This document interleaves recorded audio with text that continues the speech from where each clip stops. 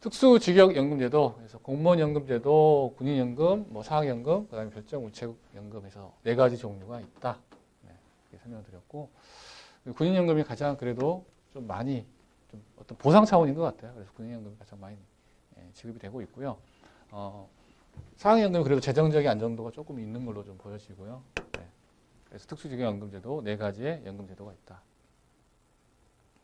자, 특징을 알아보면요. 자, 공무원연금은 인사정책 차원의 공무원제도다라는 거고요. 부양 원리와 사회보험의 원리가 혼재되어 있다. 자, 근데 국민연금은 사회보험 원리만 있다는 거죠. 부양 원리는 아니죠. 그죠? 자, 그리고 고용주로서 비용 부담이 주체가 된다. 국가죠, 국가. 그래서 성격이 연금과 퇴직금 등의 복합적인 성격을 갖고 있다. 그래서 국민연금은 순수하게 급여예요, 급여. 그죠? 연금급여. 그리고 사회보험 원리입니다. 그죠? 단순하다라는 거, 차이점 이해하고 계셔야 될 것 같습니다. 자, 공적연금 연계제도 취지.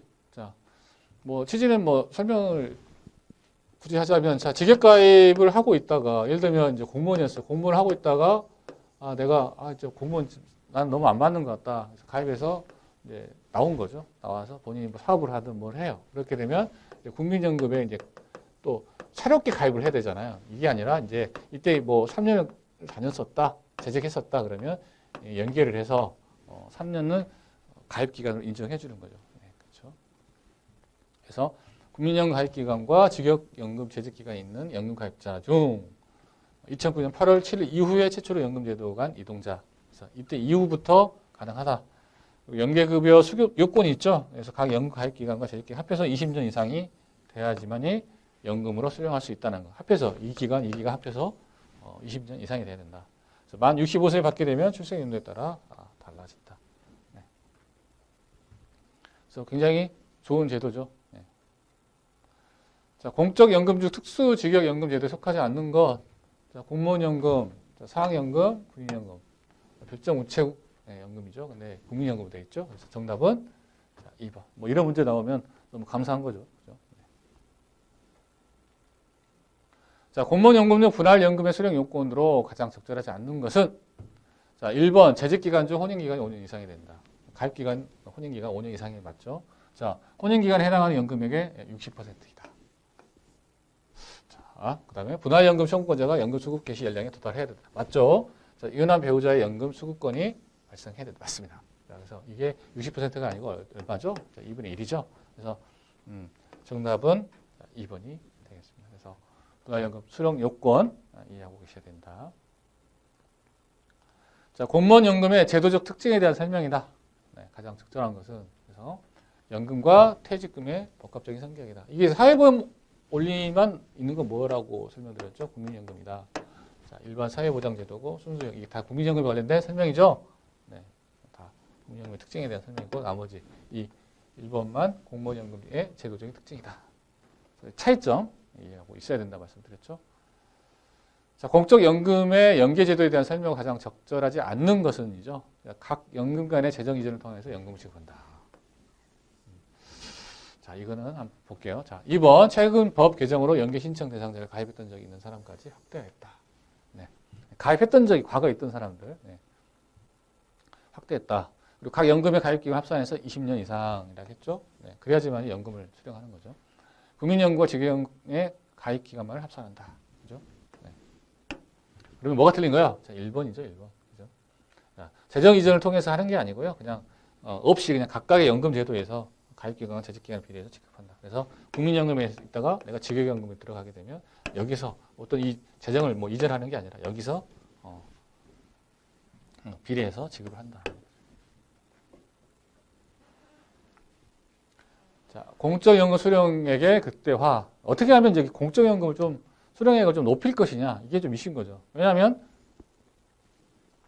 우리가 이제 은퇴 관련된 부분에 있어서 수령액이 많아야지만 내가 생활도 넉넉하고 좋잖아요. 당연한 거죠. 그래서 반환이시금을 통해서 반납을 해라. 그래서 가입 기간을 복원하자. 그래서 반환이시금 예전에 내가 가입했던 것들 같은 경우에는 소득 대체율이 굉장히 높죠. 그래서 가입 기간을 복원하게 되면 수령액이 굉장히 커지는 효과가 있습니다. 또 가입 기간이 그만큼 길니까 그만큼 또 수령액도 많아지는 게 당연하고요. 그래서 반환이시금이 있다면 반드시 반납을 하고 복원을 하자라는 거. 그러면 당연히 연금액이 증가된다. 이렇게 설명을 드렸었죠. 자, 연금보험료 추후 납입에서 추납 대상 기간 동안에 연금보험료를 납부할 경우 가입 기간을 인정해 주는 제도. 그래서 내가 이렇게 가입했다가 5년 가입했다가 안 했어요. 근데 지금 내가 이 기간 동안을 한꺼번에 추후 납입을 하면 어떻게 해요? 이 기간을 인정해 주겠다라는 거죠. 그죠? 네, 그래서 굉장히 좋은 제도죠. 그래서 뭐 강남의 아줌마들이 엄청나게 많이 가입했던, 지금도 가입하고 있는 그런 내용이죠. 그래서 이런 게 하나의 은퇴 플랜이다. 자, 연금 수령 시기를 연기해라. 그래서 다른 소득이 있으면 감액되잖아요. 그러니까 연기해서 나중에 내가 소득 끊길 때 하게 되면 이제 늘어나게 된다. 그죠? 자, 그 다음에 전업주부의 임의 가입. 그래서 본인의 희망시 납부 가능. 그래서 전업주부도 본인의 이제 덕고 생활 기간도 감안하고 또 본인의 연금 있으면 좋잖아요, 소득이. 그렇죠? 그러니까 임의 가입을 통해서 좀 가입을 해라라는 거죠. 60세 이상의 임의 계속 가입, 1개월 이상 가입자, 과거에 가입했던 자, 가입자였던 사람이 본인 희망시 가입할 수 있는 게 임의 계속 가입이다. 그렇죠? 네. 그래서 이런 것들을 통해서 우리가 좀 국제연금을 좀 극대화시키자. 그런 내용이죠. 네. 공적연금 수령 시 유의사항. 자, 본인 급여와 유족연금을 선택을 이제 하는데, 부부 모두가 국민연금 수령하는 경우 설명드렸죠. 20년 이상 가입을 가정했을 때, 그렇죠? 그럼 60% 수령이죠. 자, 그렇게 했을 경우에 이제 유족연금의 최대 60%, 예를 들어서 100만 원을 수령하다가 사명하면 60만 원이 수령이 되고요. 본인의 만약에 연금액이 있다. 본인이 뭐 예를 들어서 40만 원의 연금 수령액이 있다. 그러면 플러스 유족연금의 30%잖아요. 그러면 이거의 30%니까 18만 원이죠. 18만 원. 그럼 58만 원이잖아요. 58만 원. 그러면 실질적으로 60만 원 유족연금 받는 게 더 낫다. 이렇게 이제 설명드린 거죠. 계산을 해서 둘 중에 유리한 걸로 선택을 한다는 거죠. 자, 부부 모두가 공무원인 경우, 자, 유족연금의 60%라고 가정하게 되면, 자, 본인 연금액에다가 유족연금의 50%죠. 그래서 공무원연금은 국민연금과 다르게 30%가 아니라 50%다. 차이점이 좀 있다. 자, 그리고 한 명은 공무원연금이고 한 명은 국민연금이다. 이런 경우에 어떻게 해요? 중복 조정 대상이 아니다. 그래서 전부 다 수령 가능하다. 그래서 굉장히 해피한 케이스다. 그렇죠? 자, 압류 등에 대비해서 전용 계좌를 개설해라. 그렇죠? 압류로부터 보호받는다. 그래서 안심 계좌에 가입을 하게 되면 공적연금 수령했을 때 채권자로부터 압류가 되지 않는다. 공적연금 소득에 대한 지역가입자의 국민건강보험료에 부과가 된다. 그렇죠? 공적연금액 금액 일정 비율로 지역건강보험료가 부과가 된다. 사적연금은 연간 1,200만 원 초과 시 종합소득이 합산이 된다. 그렇죠? 그래서 내가 이제 은퇴를 하고 나면 피부양자가 되고 안 되고의 차이가 있기 때문에 피부양자가 될 수 있는, 그렇죠? 그런 조건들을 잘 우리가 살펴봐야 된다고 말씀을 드렸죠. 자, 그 다음에 사적연금은 이제 내가 연금저축이나, 그죠? 연금저축이나 뭐 IRP에 가입을 하고 세액공제를 받았죠. 네, 세액공제 받은 후에 나중에 수령액이 1,200만 원 초과시킬 경우에는 세금, 소득세에 대해서는 합산이 된다는 거.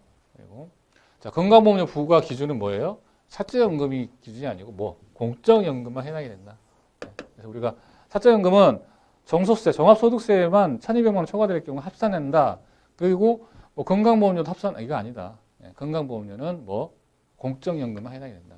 사적연금은 종합소득 과세에 1,200만 원 초과 이거 개념만 우리가 좀 판단을 해야 된다. 이렇게 설명을 드렸죠.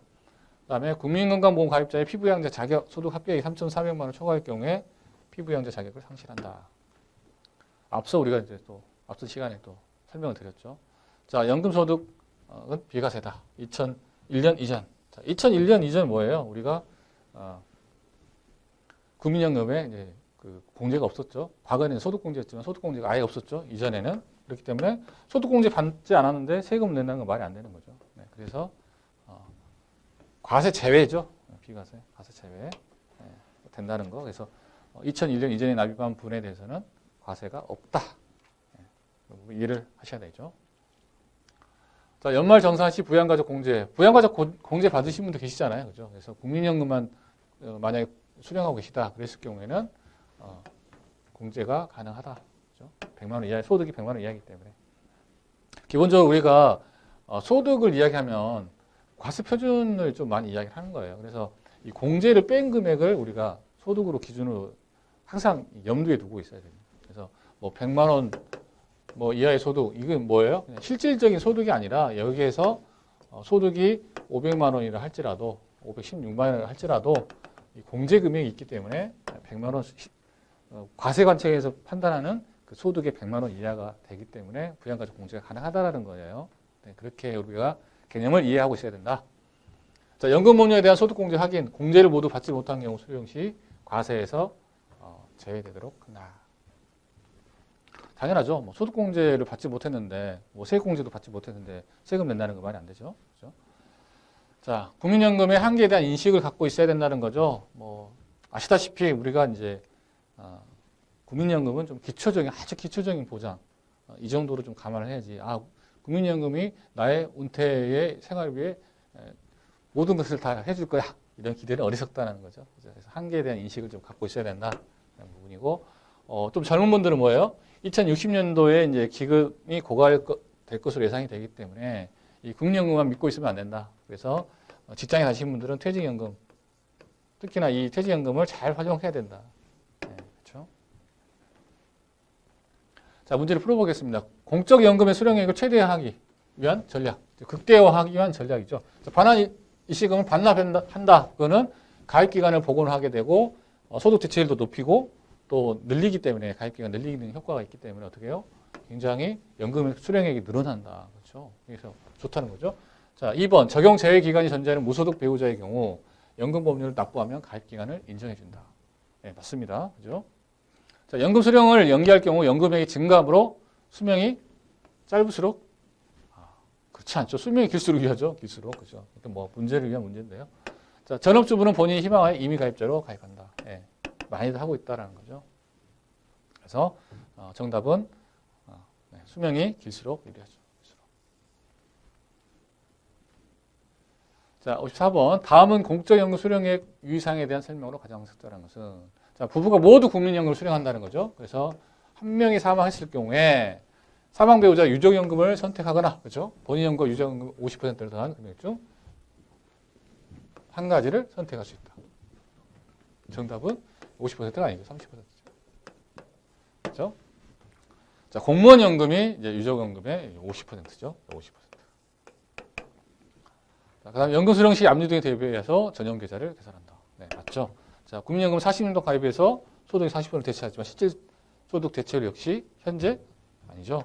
20% 정도 수준이라고 나와 있죠. 그래서 우리가 뭐 쉽게 알 수 있잖아요. 뭐 전용 계좌 계산하면 좋다라는 거. 네, 그래서 정답은 3번이다.